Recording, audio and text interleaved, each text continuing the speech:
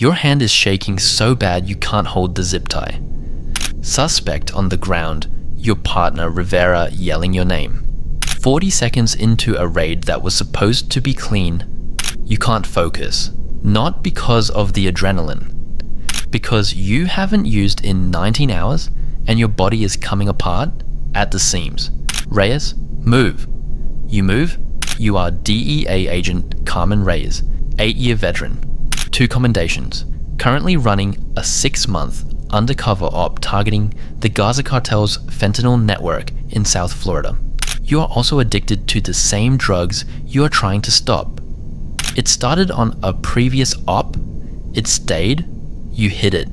You got good at hiding it. But right now, in this warehouse, with suspects zip-tied on the floor and your supervisor on the radio right now, you are not good enough.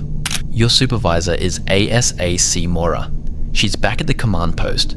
Your partner is Rivera. He's been with you 4 years. You trust him more than anyone. These are the 2 people keeping you in this job, and one of them is about to become a problem. The raid wraps, 3 arrests, 40 kilos tagged and bagged. On paper, perfect. In the van, Rivera looks at you. You good? Fine. You were slow in there, Carmen. I said I'm fine. He doesn't push, but he watches you the whole ride back.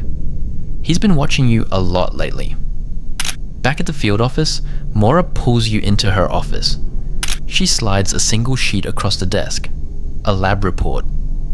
Someone flagged an anomaly in your last quarterly blood panel, she says. The lab wants a retest. Your throat tightens. Scheduling error, you say. I'll rebook it.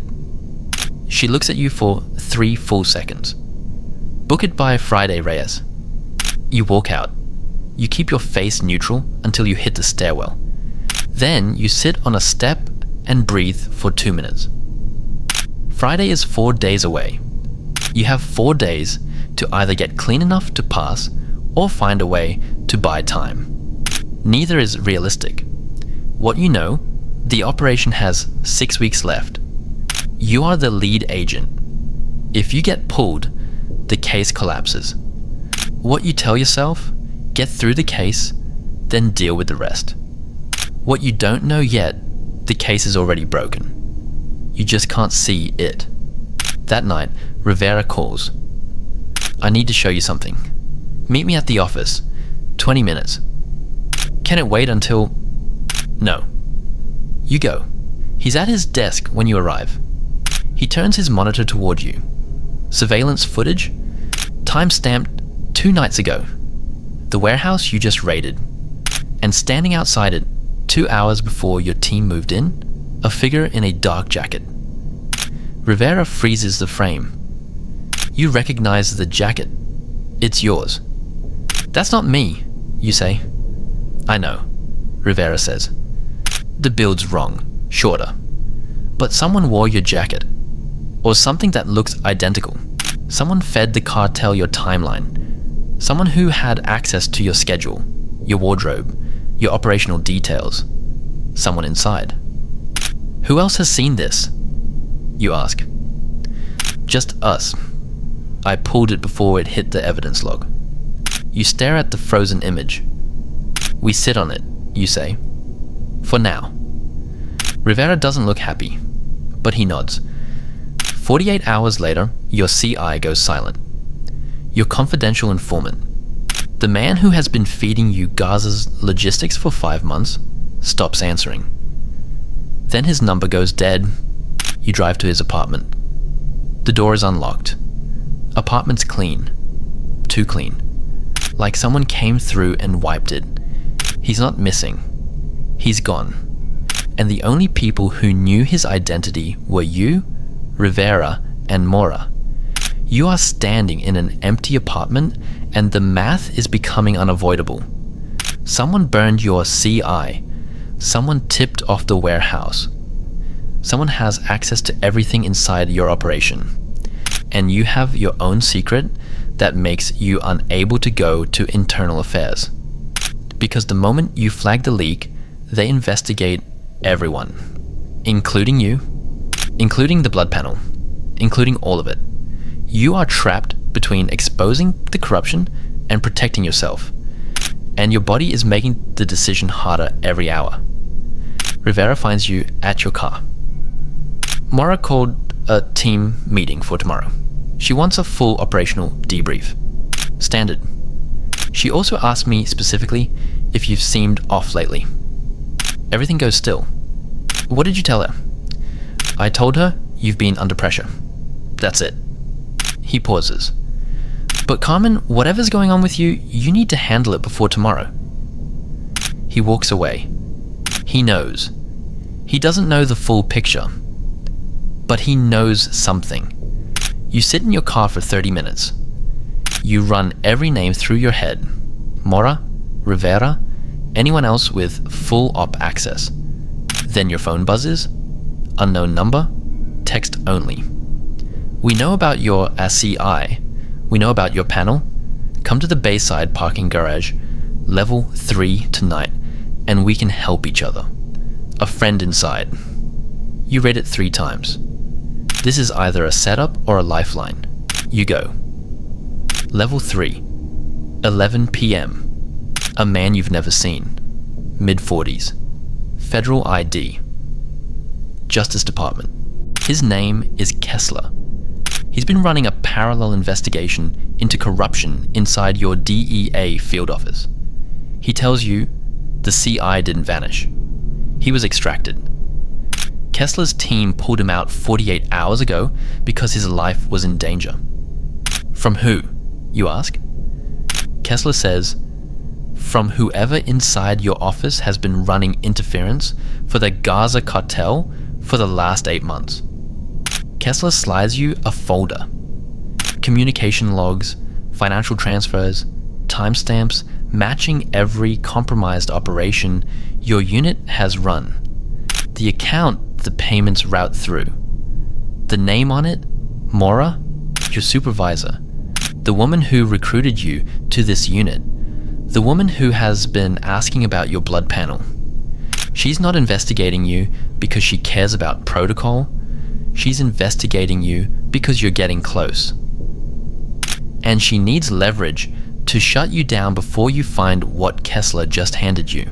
Kessler tells you what he needs. Mora doesn't know we have this. If we move now and arrest her, she lawyers up and the Gaza link disappears. We need her to act. We need her to make contact with the cartel one more time. On record, on wire. And you need me to make that happen.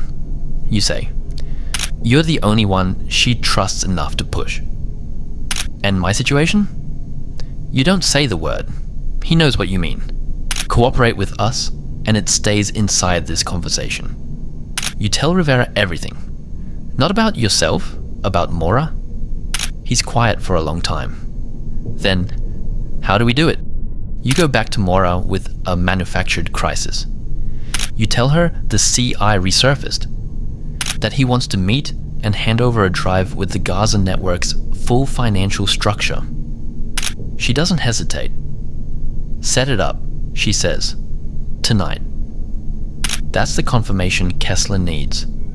No innocent supervisor tells their lead agent to run an unsanctioned meet with a burned CI at 10 p.m. without looping in the team. But you're not done yet. You need her to make the call. The call to Gaza's contact, warning them about the supposed drive. So you give her 30 minutes alone, and Kessler's team records every second. The call happens. You don't hear it live. Kessler plays you the recording in his car outside the building. Mora's voice. Calm. Controlled. Warning a number traced to a Gaza lieutenant that an agent is carrying evidence of their financial network and needs to be intercepted. She just ordered your death. Kessler's team moves. Mora is arrested in the parking structure before she reaches her car. No shots, no drama. She doesn't even run. She just looks at you as they cuff her, and she says, "You think this ends here?" You don't answer. You walk back to Rivera. 2 days later. The operation is suspended pending full review. The field office is locked down. Internal Affairs is now inside the building. And they are interviewing everyone, including you. The IAA agent across the table from you has a folder. Your blood panel results, both of them. The original anomaly and the retest that Mora apparently delayed from ever reaching review. She slides it across. We're not here to destroy careers, she says. We're here to understand what happened inside this office. She waits. Rivera is outside the door. You know he's there. You look at the folder. You make a choice. You tell her everything. Not about the case. She already has that. About yourself. What started? How long? How you kept it hidden? And why? What it cost you in every operation you ran while compromised. It takes 11 minutes. When you finish, the room is quiet. You are placed on immediate administrative leave. Your badge goes in a drawer. Your weapon goes in a drawer. You are not arrested, not charged, not yet. You are enrolled in a federal treatment program by the end of the day. The IA agent arranges it herself. No press, no file released. Kessler shakes your hand in the parking lot. You did the right thing, he says. You nod. It doesn't feel like anything. 3 weeks later, you are in a room that smells like industrial coffee and old carpet. There are 8 other people in chairs arranged in a circle. The counselor asks if anyone wants to share today. Your hands are still. Not because you're clean, it's only been 21 days. Because for the first time in 2 years, you are not pretending. On your phone, a message from Rivera. Mora's taking a deal. Garza lieutenant arrested in Bogota this morning. Case is rebuilding. They want you back when you're ready. You read it twice. You put the phone face down.